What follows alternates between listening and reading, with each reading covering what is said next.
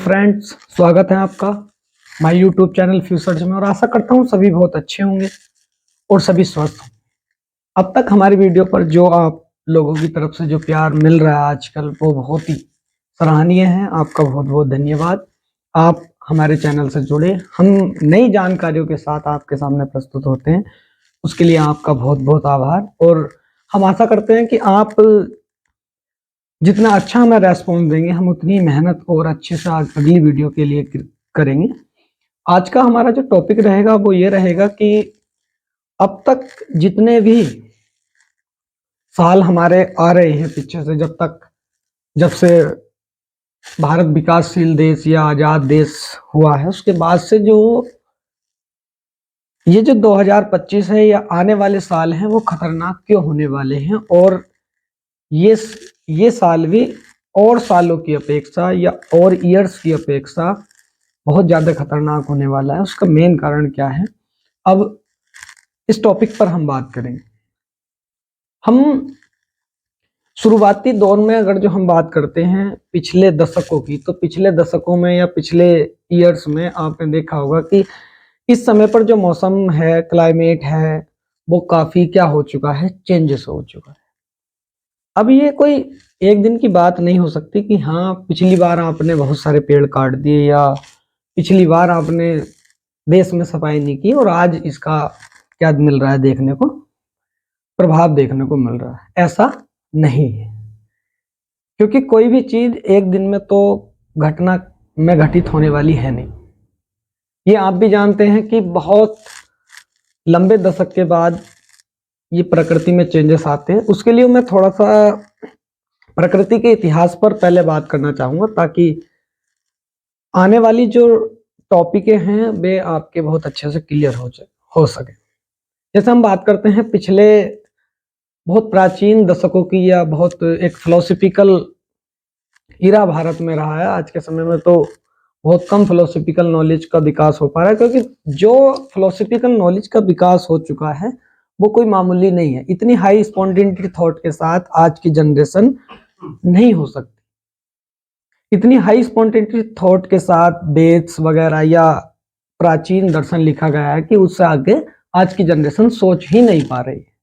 तो जो प्राचीन समय में हमारे जितनी भी फिलॉसफी लिखी गई है, उसका कहीं ना कहीं एक हाई थॉट के साथ में वो लिखी गई है। तो उसी के आधार पर हम थोड़ा सा प्रकृति को समझने की कोशिश करेंगे। तो हम बात करते हैं थोड़ा सा शुरुआती दशक में, जब हमारा 18 सेंचुरी के लास्ट में और 19 सेंचुरी के अर्ली 19 सेंचुरी में बहुत ज़्यादा परिवर्तन देखने को मिलते हैं। उससे पहले अगर जो फिलोसफिकल की बात करें, तो आपका दूसरी शताब्दी से पूर्व, तीसरी शताब्दी से पूर्व, ये जो शुरुआती दौर के 500 साल रहे हैं, वो इतने विचारशील रहे कि आप या हम इतना विचार नहीं कर सकते। जब पूरा ग्रीक, पूरा यूरोप और भारत में भी उस समय पर दर्शन का केंद्र कहा जाता था। अगर जो आप थोड़ा सा प्राचीन दशक में आप देखते हैं, तो सारी चीजें आपको क्लियर होती हुई दिखाई देती हैं। जैसे हम प्रकृति के बारे में बात करते हैं, तो मौसम की परिभाषा, ऋतु की परिभाषा। ऋतु मतलब एक समय में बदलने वाला, एक निश्चित समय में चेंजेस होने वाली जो आपका वेदर है, वो आपका ऋतु है। ऐसी मौसम आपका क्या होता है, या जलवायु आप कह सकते हैं। तो जलवायु भी एक स्थान से रिलेटिव जो चीजें होती हैं, मतलब उस समय पर होने वाली घटनाएं, मौसम से संबंधित घटनाएं आपकी जलवायु है। उसमें ठंड हो सकती है, गर्मी हो सकती है, बरसात हो सकती है। तो एक प्रकार की मतलब एक सा क्लाइमेट रहने वाला, एक निरंतर लूप में, तो वो आपका क्या हो जाता है, वहां पर जलवायु हो जाती है किसी भी स्थान के लिए। वो तो कोई भी स्थान हो सकता है। तो प्रत्येक स्थान की जलवायु भी अलग अलग है, ये आप जानते हैं। अब शुरुआती दशक में जब मनुष्य का क्या रहा, विचारों की तरफ आदान प्रदान हुआ, और उससे भी पहले मनुष्य ने खाना पीना ये सारी चीजें सीख ली थी। तो उसके बाद में हमारा प्रकृति का जब विकास होना शुरू हुआ आज के मनुष्य की अपेक्षा, हालांकि जिस दिन से मनुष्य ने मेरा मानना ऐसा है कि जिस दिन से मनुष्य ने प्रकृति पर जन्म लिया है, प्रकृति का कभी विकास हो ही नहीं सकता। उस दिन से ही प्रकृति का ह्रास शुरू है। उससे पहले जो था वो विकास था वाकई। आज के समय में प्रकृति का विकास नहीं है। आज तो हमने क्या कर दिया, बल्कि प्रकृति का दोहन करके हमने नए तत्व, दुनिया भर का चीजें हमने प्रकृति से निकाल कर कहाँ लिया है, बाहर लिया है। दो और चीजों पर क्या डाल रही, इफेक्ट डाल रही। तो आज के समय पर आप अगर जो देखते हैं तो जो प्रकृति का पूरा सिस्टम है कहीं ना कहीं एक लूप बन के वो एक निरंतर गति में चल रहा है। अब ये जो लूप है पूरा, ये किसी एक घटना पर या किसी एक बिंदु पर निर्धारित नहीं किया जा सकता। आपका वातावरण भी उसमें बहुत ही इंपॉर्टेंट एक प्रभाव बन सकता है, कोज बन सकता है, रीजन बन सकता है। इसमें आप बात करेंगे, अगर जो हम बात करते हैं तो देखते हैं कि प्रकृति में बहुत सारे चेंजेस आज हमें देखने को मिलते हैं। तो अगर जो हम शुरुआती दौर पर थोड़ा सा उस तरफ को देखें, तब से ब्रह्मांड बनना शुरू हुआ, तो कहीं ना कहीं जैसे सूर्य की संरचना की हम बात करें तो आप देखते होंगे कि नाभिकीय संलयन की एक प्रक्रिया होती है जिसमें 2 हाइड्रोजन लगभग 1 अरब एटमॉस्फेयर के दाब पर और 1 अरब डिग्री सेंटीग्रेड टेम्परेचर पर जब आपस में मिलते हैं तो उसमें एक हीलियम का अणु और एक साथ में ऊर्जा मुक्त होती है जो हमें प्रकाश के रूप में मिलती है। ऐसा सभी लोग जानते हैं, ठीक। तो आपने भी देखा होगा जब ब्रह्मांड का निर्माण हुआ होगा तो उस समय पर कुछ भूगोल वेताओं का ऐसा मानना है कि 21 तत्व प्रकृति पर मौजूद थे।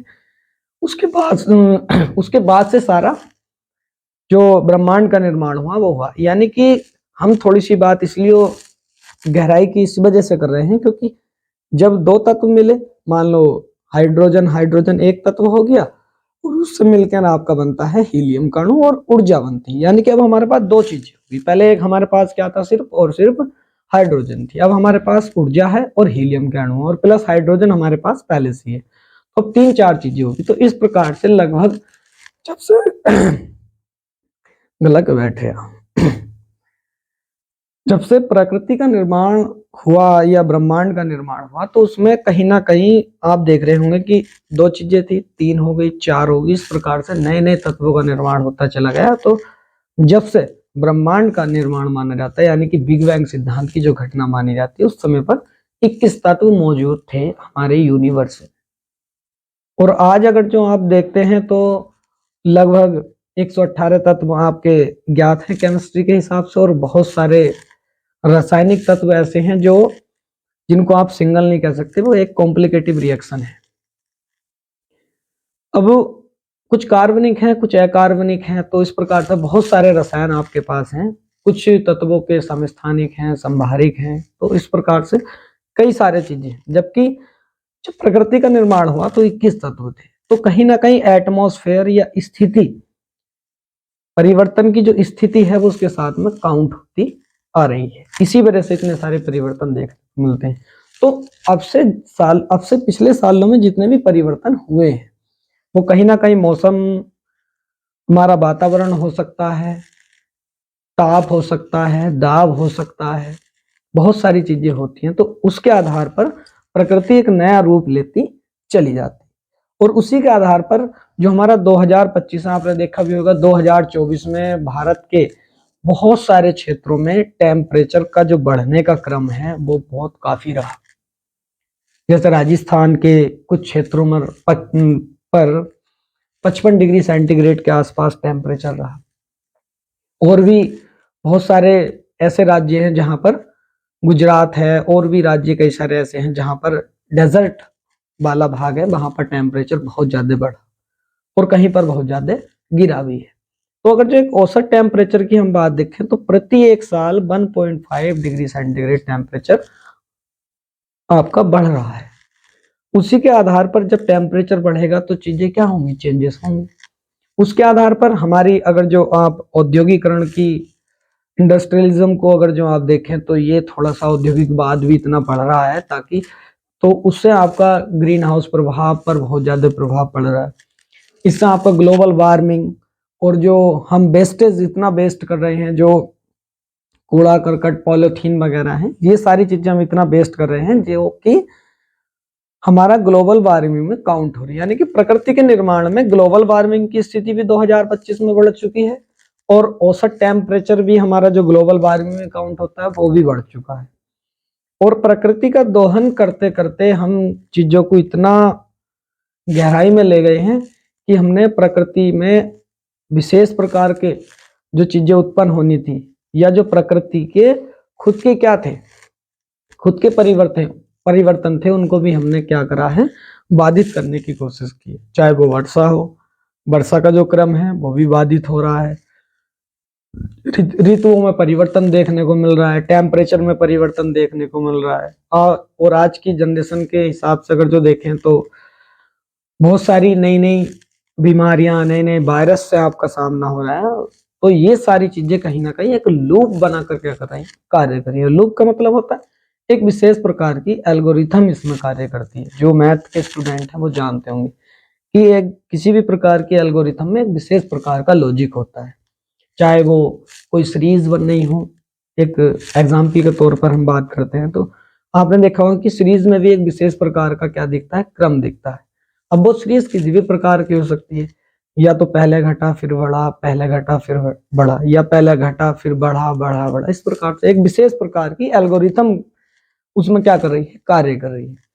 और औद्योगिकरण तो विशेष तौर पे आप देखते हैं तो इधर मिडिल ईस्ट की अगर जो हम बात करें आज के समय पर, कितना आपका रूस और यूक्रेन युद्ध और भी फिलिस्तीन, इजराइल, तो बहुत सारे युद्ध भी, इससे भी हमारा क्या हो रहा है, वातावरण प्रभावित हो। हमारी एयरलाइंस इतनी हाई हो गई है आज के समय में। अगर जो आप पृथ्वी से बाहर को जाने के बाद में अगर जो पृथ्वी को देखते हैं तो एयरलाइंस इतनी हो गई है कि बहुत ज्यादा, जितना ट्रैफिक आपको एक शहर में देखने को मिल सकता है नॉर्मली किसी भी तिराहे और चौराहे पर, तो इतना ही आपको स्पेस का एटमॉस्फेयर में आपको इतनी एयरलाइंस देखने को मिलेंगी। तो उससे भी हमारा वातावरण क्या हो रहा है, प्रभावित हो रहा है। तो 2025 तक आते आते आप एक लूप इतना बुरा बना चुके हैं जो हमारे टेम्परेचर को निरंतर क्या कर रहा है, वृद्धि कर रहा है।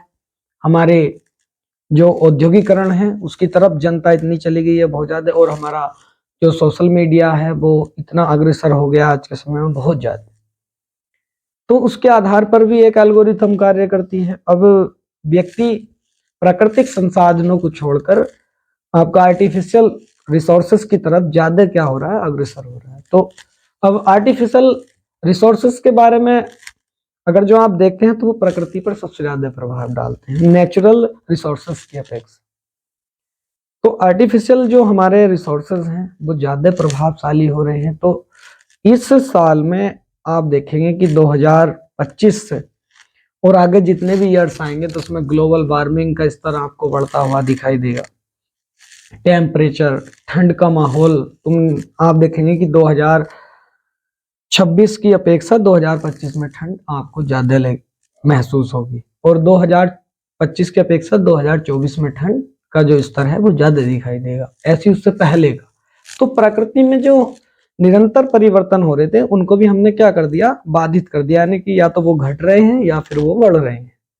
एक विशेष प्रकार का प्रकृति में क्या बनना शुरू हो गया, एक लूप बनना शुरू हो गया जो बहुत ज्यादा, यानी कि आज का जो 2025 है ये पूरा का पूरा एक लूप में घिर चुका है।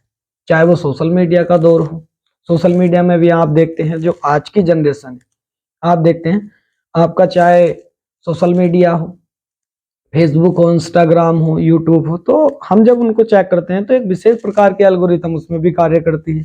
हमारा मन कैसा है वो हमें डिटेक्ट करके उसी के आधार पर वीडियो, ये सारी चीजें, क्लिप्स वगैरह हमें मिलती है। हम एक क्लिक करेंगे तो उसी के जैसी अन्य जो वो होंगी वीडियोस होंगी वे हमें आएंगी। या हमने 4-5 वीडियो स्क्रॉल की, उसमें से हम जिस वीडियो पर रुके तो उसी तरह की वीडियो आपका जो सोशल मीडिया अकाउंट है वो आपको दिखाएगा। तो उसमें भी एक विशेष प्रकार का एल्गोरिथम कार्य कर रहा है। तो आज हम नेचुरल रिसोर्सेस को छोड़कर हमारे जो सोशल दायरे थे उनको हमने घटा लिया है। लोगों से हम डायरेक्ट जो कम्युनिकेशन था वो हमारा क्या हो गया है, कम हो गया है। हम इनडायरेक्ट कम्युनिकेशन की तरफ है, चाहे वो सोशल मीडिया का दौर हो, आप फोन पर बात कर रहे हो, वीडियो कॉल कर रहे हो, चैट कर रहे हो, कुछ भी हो सकता है। तो वहां पर भी एक लूप कार्य कर रहा है, यानी कि हम प्रकृति से थोड़ा सा क्या हो गए हैं, थोड़ा नहीं, आज के समय में तो बहुत ज्यादा हट गए हैं। और ये ऐसा नहीं कि हमने पिछले साल बहुत सारे पेड़ काट दिए तो इस साल बहुत सारे ये इफेक्ट हुआ, हम अगले साल को पेड़ लगाएंगे तो वो इफेक्ट कम होगा, ऐसा नहीं होगा। क्योंकि हम बहुत समय से,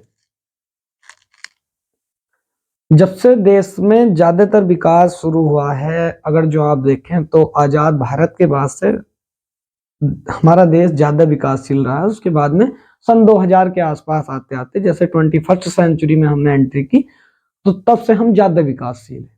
अगर जो हम पिछली अपेक्षा देखें तो आज के समय में हम ज्यादा विकासशील हैं। तो इन 10-20 सालों में ही हमने एक ऐसा लूप बना के तैयार कर लिया है जो प्रकृति को पूर्ण रूप से क्या कर रहा है, बाधित कर रहा है। प्रकृति में होने वाले सभी परिवर्तनों को क्या कर रहा है, बाधित कर रहा है। अगर जो हम थोड़ा सा चार्ल्स डार्विन की जो चार्ल्स डार्विन की एक थ्योरी है प्राकृतिक चयनवाद, उसको अगर जो हम देखें 1859 में उन्होंने दी थी, तो ओरिजिन ऑफ द स्पीसीज में उन्होंने ये बात की थी कि प्राकृतिक चयनवाद मतलब कि प्रकृति स्वयं चीजों का क्या करती है, चयन करती है। आज तुमने देखा होगा भूस्खलन, भूकंप, या आपका सुनामी, चक्रवात, या और भी आपके ग्लोबल वार्मिंग जैसी समस्याओं से जो टेम्परेचर का बढ़ना, ये सारी चीजें दिखाई दे रही हैं। तो कहीं ना कहीं ये खुद नहीं हो रही है, प्रकृति जीव का चुनाव करती है स्वयं। और हमें आज भी इस बात का वहम है कि हम प्रकृति को छोड़कर आर्टिफिशियल रिसोर्सेज की तरफ इतने चले गए हैं कि हम प्रकृति को क्या कर देंगे, उसके अगेंस्ट जा रहे हैं। और हमें लगता है कि हम उस प्रकृति के अगेंस्ट जाके भी हम क्या है, खुश हैं। लेकिन पूरा साइंस और हिस्ट्री इस बात की गवाह है, जो बहुत आकार में भी बहुत बड़े, जैसे डायनासोर की मैं बात कर रहा हूं, तो बहुत बड़े आकार में भी थे, प्रकृति ने उनका भी चयन अपने हिसाब से किया और उनको वे क्या हो गए, विलुप्त हो गए। अभी जितना समय हमें बात करते हुए हो गया है, जितना परिवर्तन प्रकृति में चल रहा है, इतने में भी हमारी कई स्पीसीज क्या हो रही है, नष्ट हो रही है। अगर जो आप देखें बहुत सारी, अभी हम नॉर्मली अगर जो 1-2 दशक की बात करें तो बहुत सारी जातियां ऐसी हो गई जो विलुप्त होने की कगार पर है। बहुत सारे पेड़ पौधे ऐसे हैं जो विलुप्त होने की कगार पर है। तो उसके आधार पर अगर जो हम देखें तो आज के समय में हमने प्रकृति को क्या कर लिया, एक लूप बना के हम इस 2025 में हम आगे इतनी तेजी से बढ़ेंगे कि बहुत सारी बीमारियों का, हम नई बीमारियों का सामना करेंगे। सोशल मीडिया से हम इतना घिर चुके हैं कि हम उसको छोड़ना नहीं चाहते। और भी बहुत सारी चीजें हैं जो हमारे बिल्कुल, हमें ऐसा लग रहा है कि वो हमारे अनुकूल चल रहे हैं, लेकिन वो हमारे क्या है, प्रतिकूल। अभी टेम्परेचर की हम बात कर रहे थे, मौसम की हम बात कर रहे थे, तो समय पर आपने देखा भी होगा बरसात का जो समय था वो भी बाधित हो गया, ठंड का समय था, जाड़ों का समय था, वो भी हमारा क्या हो गया, बाधित हो गया। और ये ऐसा नहीं कि हमने एक दिन में कर लिया या 2 दिन में कर लिया। अगर जो आप थोड़ा सा पास्ट की तरफ को देखें तो जब से मुद्रण संस्कृति आई, यानी कि किताब पुस्तकों का विकास जब से आया, तो उसने बहुत पेड़ बाधित कर दिए आज तक। और काफी हद तक पेड़ हैं भी जो हमें दिखाई भी नहीं देते कि हाँ हमने इतने पेड़ काट दिए होंगे। लेकिन अगर जो अभी जब मैं बात कर रहा था यूनिवर्स के निर्माण से, तो एक छोटे तत्व से भी हम क्या कर सकते थे, परिवर्तन हुआ। एक छोटे तत्व, एक सेकंड के भी कई लाखवें हिस्से में पूरा बिग बैंग सिद्धांत टिका हुआ है। एक सेकंड के भी 1 लाखवें हिस्से में, 10 लाखवें हिस्से में पूरा परिवर्तन ऐसा हुआ कि पूरे यूनिवर्स का निर्माण हो गया। तो हमने तो फिर भी बहुत सारे चेंजेस कर दिए। तो आज हम 2025 में बहुत सारी चीजों से क्या हो गए हैं, बाधित हो गए, जो हमें आने वाले समय के लिए बहुत ही क्या है, आने वाले समय के लिए बहुत ही नुकसानदायक है।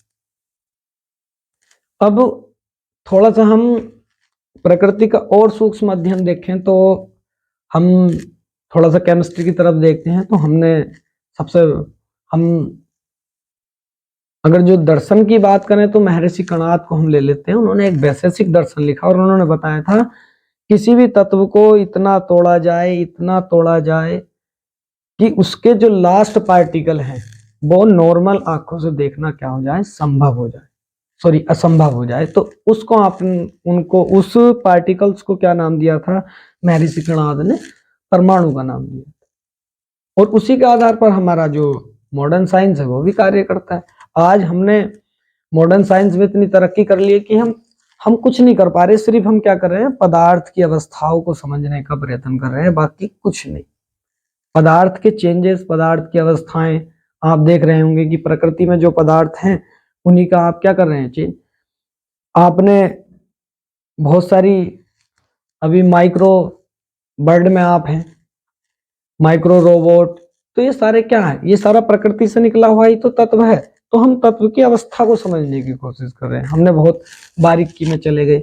अगर जो आप देखें तो पीछे इलेक्ट्रॉन, प्रोटॉन और न्यूट्रॉन, ये तीन चीजें हमारे नेचुरल साइंस की बात है, नेचुरल केमिस्ट्री की हम बात कर सकते हैं।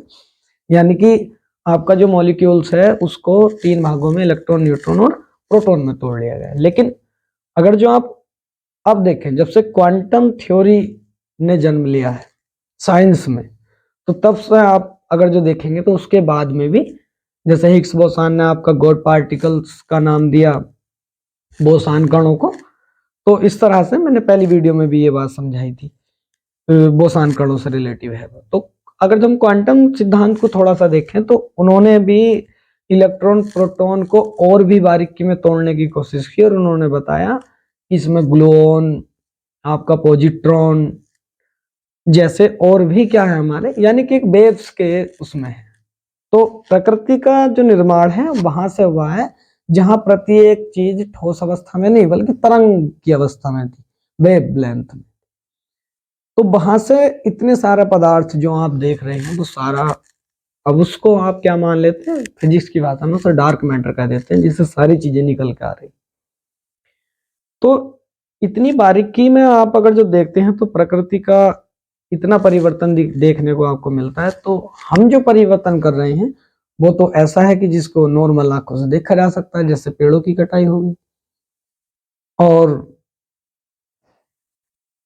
आपका भूस्खलन जैसी समस्याएं, ग्लोबल वार्मिंग और भी बहुत सारी चीजें हैं जो प्रकृति को क्या कर रही है, बाधित कर रही है। तो ये हमारे लिए नुकसानदायक है क्योंकि प्रकृति स्वयं जितनी भी स्पीसीज है उसका चयन करती है, वो जिसको चाहेगी वो रहेगा। उन्होंने, चार्ल्स डार्विन ने जीने का संघर्ष बताया था कि प्रत्येक जाति अपने जीने के लिए क्या करती है, संघर्ष करती है। लेकिन अब हम जीने के लिए संघर्ष नहीं कर रहे, क्योंकि अब हम संघर्ष कर रहे हैं आने वाली जो चीजें हैं कि हम अपने आप को या अपनी सुविधाओं के अनुसार हम क्या कर सकते हैं।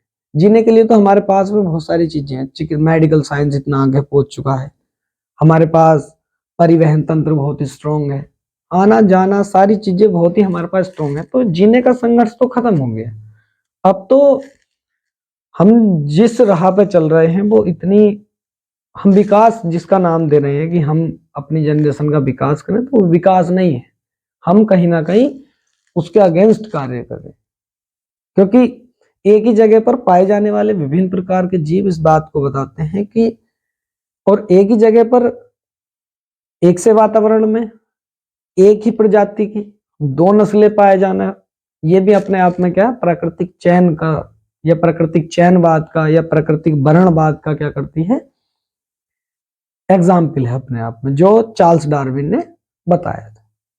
तो उस प्रकार से हम बहुत सूक्ष्म अध्ययन करने के बाद भी हम वे चीजें नहीं कर पा रहे जो आने वाली जनरेशन को बहुत अच्छा या सुविधाएं प्राप्त कर सके, बल्कि हम उनके लिए बहुत सारी समस्याएं खड़ी कर चुके हैं। बहुत सारी नई नई बीमारियों से लड़ने के उपाय भी हम कर रहे हैं, लेकिन कहीं ना कहीं वो क्या है, बाधित हो रहा है। क्योंकि जो आपका सोर्स ऑफ प्रोड्यूसर है, जो उत्पादन के स्रोत हैं, वो क्या हो चुके हैं, कम हो चुके हैं। अब हमने जो आर्टिफिशियल रिसोर्सेज बनाए हैं उत्पादन के, वो उस प्रकार से कार्य नहीं कर रहे जो नेचुरल रिसोर्सेस कार्य करते हैं। चाहे आप सब्जियों के क्षेत्र में ले लो, कृषि के क्षेत्र में आप ले लो, तो हम कहीं ना कहीं बहुत ज्यादा दवाइयाँ इन चीजों का प्रयोग कर रहे हैं, जिससे हमारे प्रकृति भी बाधित हो रही है और मनुष्य की जो सेल्स हैं ये भी क्या हो रही है, बाधित हो रही है। अगर जो हम एक पक्ष प्रकृति का ये भी रखें कि जो जीव है, जो मनुष्य है, उसका अगर जो लास्ट आपकी यूनिट देखा जाए, इकाई देखा जाए, तो सेल्स को सबसे लास्ट या सबसे छोटी इकाई माना जाता है। हालांकि सेल्स के अंदर भी बहुत सारे पार्ट, जैसे माइटोकॉन्ड्रिया हो गया, गोल्जी काय हो गया, आपका केंद्रक हो गया, केंद्रिका होगी, राइबोसोम हो गया, राइबोसोम हो गया, है? तो ये सारी चीजें भी अपने आप में क्या होती हैं, स्वायत्त कोशिका होती हैं। बहुत सारी अर्ध स्वायत्त कोशिका हैं, जैसे आपका माइटोकॉन्ड्रिया है, गोल्जी काय है, या आपका अर्ध स्वायत्त कोशिका में आती है। क्लोरोप्लास्ट है, अपने आप में अर्ध स्वायत्त कोशिका है। जो सबसे ज्यादा उत्पादन प्रकृति में क्या करती है, कौन करता है, आपका क्लोरोप्लास्ट करता है, फोटोसिंथेसिस के द्वारा। अगर जो आप देखें तो कहीं ना कहीं बहुत बारीकी में जाने के बाद भी, हम माइक्रो लेवल पर जाने के बाद भी, हमने जो उसके इफेक्ट हैं हम उनको नहीं जान पा रहे। तो कहीं ना कहीं प्रकृति को समझने में हमारी जो दिक्कतें हैं वो बहुत ज्यादा है। तो 2025 में आप इस प्रकार के लूप में घिर चुके हैं जो प्रकृति का ही बनाया हुआ है। प्रकृति खुद मनुष्य का भी चयन करती है। मनुष्य एक स्पीसीज है कई मिलियन स्पीसीज में से, हम एकमात्र जाति हैं या प्रजाति हैं। हमारे से अलावा कई प्रकार की प्रजातियां हैं भी, जो प्रति घंटे प्रति दिन की दर से कई जातियां क्या हो रही है, नष्ट हो रही है, और नई जातियों का निर्माण भी हो रहा है। ऐसा नहीं है कि नई जातियों का निर्माण नहीं हो रहा है, वरना तो नए वायरस कैसे देखने को मिलेंगे आपको, नए जीवाणु ये कैसे देखने को मिलेंगे, नहीं मिलेंगे। तो प्राकृतिक परिवर्तन ऐसा हो रहा है कि नई नई चीजें आपको देखने को मिल रही है, और जो आज के समय के लिए क्या है, बहुत ही हानिकारक है।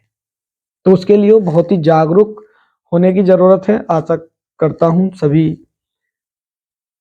हमारी वीडियो के जो अंत तक बने रहते हैं उनका बहुत बहुत आभार, और ऐसी विशेष जानकारी देने के लिए हम आपके साथ में रहेंगे। धन्यवाद।